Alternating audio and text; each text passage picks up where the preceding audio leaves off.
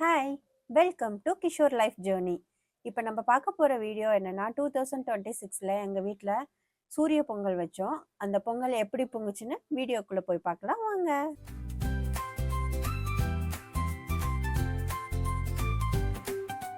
பொங்கல் திருநா தாடல் வரிகளுக்கும் பொங்கலோ பொங்கல் என்று பூமி சிரிக்கும் இனிய நாளே மண் மணக்கும் காமை மண்ணில் மதிச்சு பொடியும் பொன்னாலே சூரியனுக்கு நன்றி சொல்லி சுடர் வீசும் காலை வேளை. பொங்கலுக்கு ஃபஸ்ட் டே நைட்டே பார்த்தீங்கன்னா இந்த கோலம் போடுற வேலை, சாணி தொளிக்கிற வேலை, இந்த வேலையெல்லாம் பண்ணிட்டோம். ஏன்னா நெக்ஸ்ட் டே காலையில் பண்ணோன்னா ரொம்ப லேட் ஆயிரும் பொங்கல் வைக்க. அதனால நாள் நைட்டே பண்ணியாச்சு.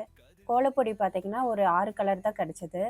அதனால அந்த இருக்கிற கலர் வச்சு மிக்ஸ் பண்ணி கோலத்தை எப்படியோ ஃபில் பண்ணியாச்சு. வெற்றி பிறக்கும் பொங்கலை கோலம் போட்டு முடிக்கிறக்கே பார்த்தீங்கன்னா நைட்டு மணி 2 ஆயிடுச்சு.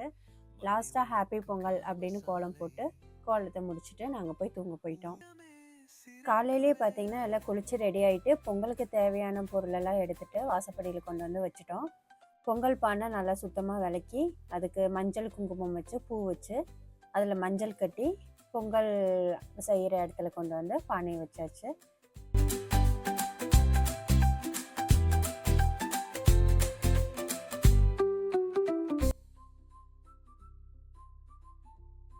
பூஜைக்கு தேவையான தேங்காய், பழம், வெத்தலைப்பாக்கு இதெல்லாம் கொண்டு வந்து தட்டில் முன்னாடி வச்சாச்சு.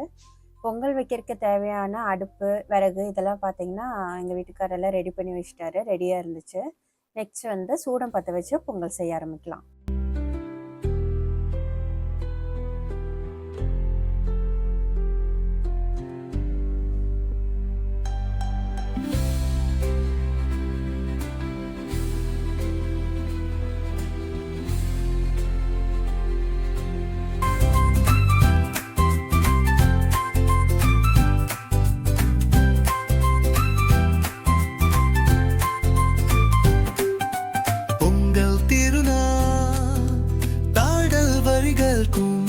பொங்கலோ பொங்கல் என்று பூமி சிரிக்கும் இனிய நாளே மண் மணக்கும் காமை மண்ணில் மதிச்சு பொடியும் பொன்னாலே சூரியனுக்கு நன்றி சொல்லி சுடர் வீசும் காலை வேளை.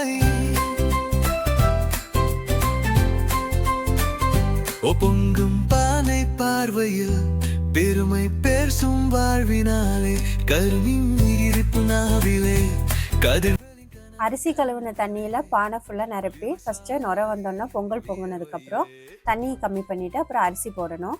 அரிசி போட்டு அரிசி நல்லா வெந்ததுக்கப்புறம் அதில் என்னென்ன பொருள் சேர்க்கலான்னு இப்போ பார்க்கலாம். பொங்கலே மாடுகள நீங்க மணிமாலை மணி உழைக்கும் காமசாலை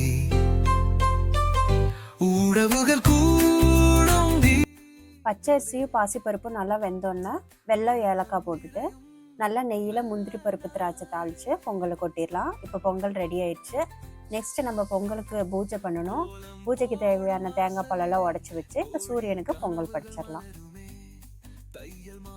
தொடங்கும் போதும்